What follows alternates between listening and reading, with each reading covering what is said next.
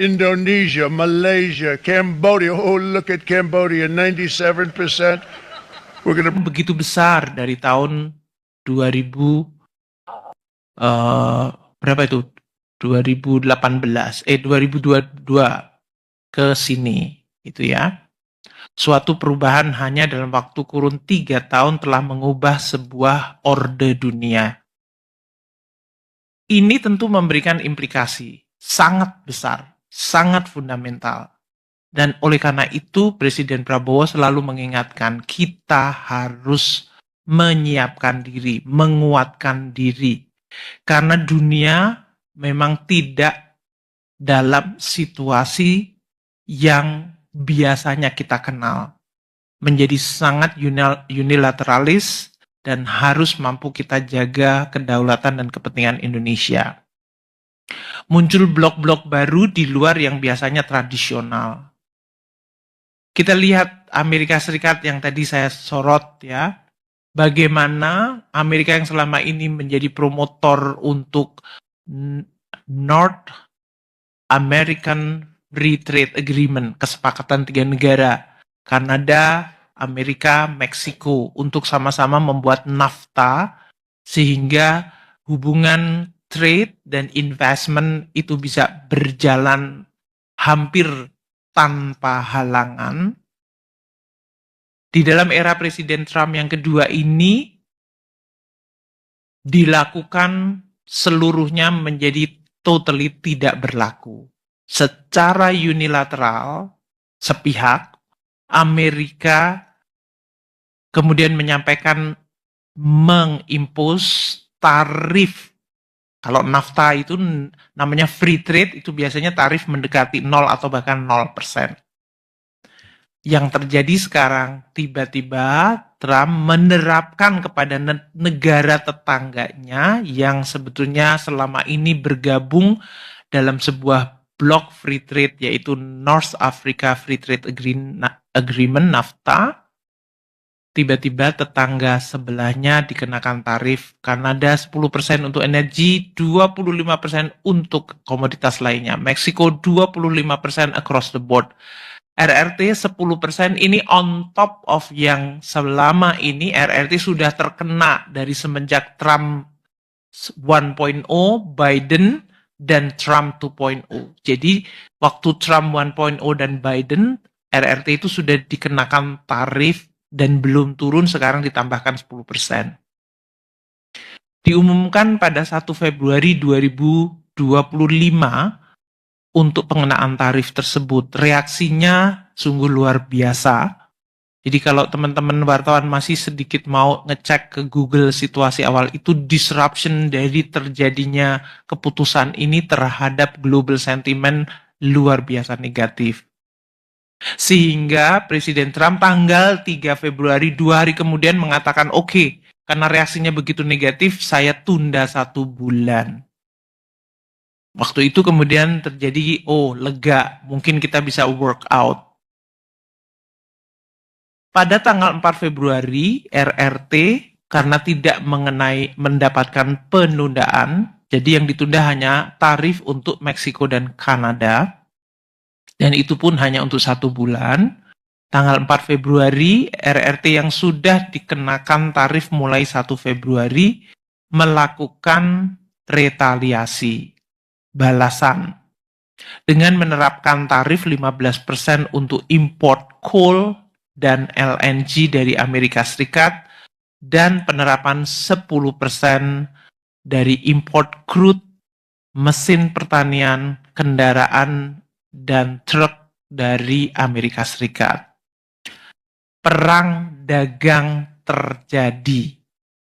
Kalau kita biasanya mengenal perang militer, ini perang dagang terjadi.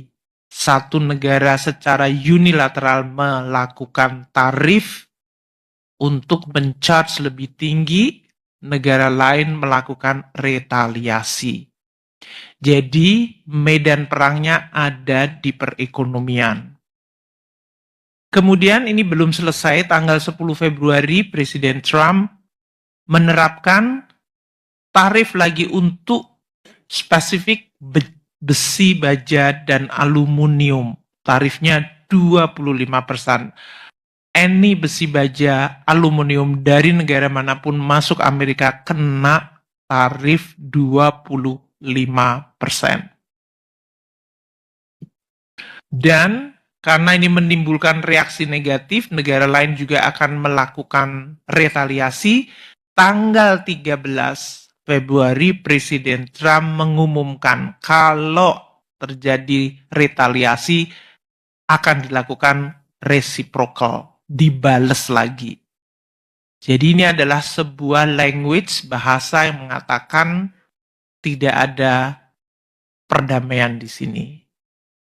Melakukan tarif, kalau kamu bales maka akan reciprocal lagi. Tanggal 4 Maret, yaitu 1 bulan sesudah penundaan tarif dari Meksiko dan Kanada, yang tadinya diperkirakan atau dipikir Presiden Trump akan melunak terhadap Kanada dan Meksiko, ternyata tidak. Sehingga tarif 25% untuk Kanada dan Meksiko diberlakukan. Dan untuk RRT, karena sudah melakukan retaliasi tanggal 4 Februari dengan menerapkan tarif 15%, maka sesuai dengan tarif reciprocal yang dilakukan oleh Amerika Serikat yang diumumkan 13 Februari, maka RRT yang sudah dibales lagi dengan menambahkan lagi tarifnya 10% untuk komoditas dari Tiongkok. Kemudian Kanada tanggal 4 Maret kena tarif, maka pada hari yang sama Perdana Menteri Justin Trudeau yang waktu itu belum resign mengumumkan retaliasi, dibales dengan menerapkan 25% tarif untuk berbagai produk import dari Amerika Serikat. Dan ini tentu menimbulkan ancaman terhadap berbagai kemungkinan, dari mulai resesi, bahkan inflasi, bisa terjadi stagflasi, ekonominya melemah, tapi harga tinggi karena tarif. Di tanggal 10 Maret, sekali lagi, untuk RRT dilakukan pelaksanaan tarif 10-15% untuk produk makanan dan pertanian, serta pembatasan ekspor dan investasi dari 25 perusahaan Amerika Serikat. RRT dalam hal ini membalas kembali. Karena tadi diberikan tarif reciprocal, kemudian dinaikkan lagi tarifnya, RRT membalas lagi dengan menerapkan 10-15% untuk produk pertanian dan makanan, dan bahkan pembatasan ekspor untuk terutama mineral rare earth, dan juga untuk investasi dari 25 perusahaan Amerika yang beroperasi di RRT. Tanggal 11 Maret akan diumumkan tambahan 25% tarif untuk aluminium baja dari Kanada. Ini untuk membalas tanggal 4 Maret. Jadi teman-teman wartawan melihat ya, yang ini yang disebut the war game adalah sekarang di bidang ekonomi.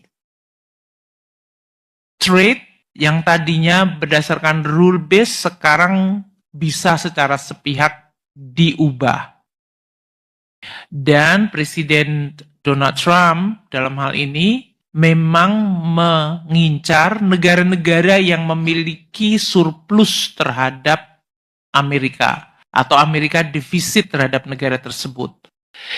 Di sini yang di tengah ini adalah 20 negara yang mencatatkan surplus terhadap Amerika, artinya Amerika defisit terhadap negara ini. Indonesia ada di nomor 15. Kalau kita lihat Tiongkok, Meksiko, Kanada ini walaupun angkanya 73,7, ini lebih karena tidak hanya perdagangan tapi juga masalah imigrasi dan juga fentanyl, yaitu masuknya opioid yang telah mengancam kesehatan di Amerika Serikat. Nah, kita lihat jadi negara-negara yang punya surplus besar, makanya kita lihat Tiongkok sudah kena, Meksiko kena, Vietnam yang kemarin datang ke Indonesia, ini akan menjadi target yang cukup nyata. Untuk negara-negara European Union juga sudah dilakukan langkah-langkah untuk tarif, karena mereka sudah mengumumkan retaliasi dan kemudian akan terjadi back and forth. Jadi kita lihat Jerman, Irlandia, Kanada tadi ya, bahkan untuk Jepang dan Korea Selatan. Ini adalah yang harus kita sekarang teliti dan waspadai. Kalau diberlakukan kebijakan tarif kepada semua negara surplus, Indonesia ada di dalam ranking 15. Dan ini akan berpotensi menciptakan tadi biaya dari supply chain sektor manufaktur dan terutama untuk sektor digital yang akan meningkat. Rantai pasoknya juga akan mengalami disrupsi, harga komoditas mengalami volatilitas, dan sentimen market akan terus-menerus terayun-ayun volatile, seperti yang terjadi pada minggu-minggu atau 1 bulan terakhir. Ini menimbulkan semua negara yang sekarang berpikir peta dunia dari sisi ekonomi seperti apa. Keputusan mengenai investasi, relokasi, dan juga rekonfigurasi dari rantai pasok. Karena ternyata selama ini yang dianggap aman, bahkan kalau kita mengatakan friendshoring, itu sekarang tidak ada friend lagi. Gimana kurang friendnya Amerika dan Kanada itu? Jadi tadinya disebutkan, oh kalau kamu berteman, kita aman. Ternyata definisi friends tidak ada lagi di dalam konteks hari ini. Dan berbagai blok alternatif di luar zona Amerika seperti ASEAN, BRICS, ini memiliki alasan untuk makin bisa tumbuh dan menjadi alternatif. Meskipun dalam hal ini tentu karena Amerika Serikat adalah negara paling besar di dunia,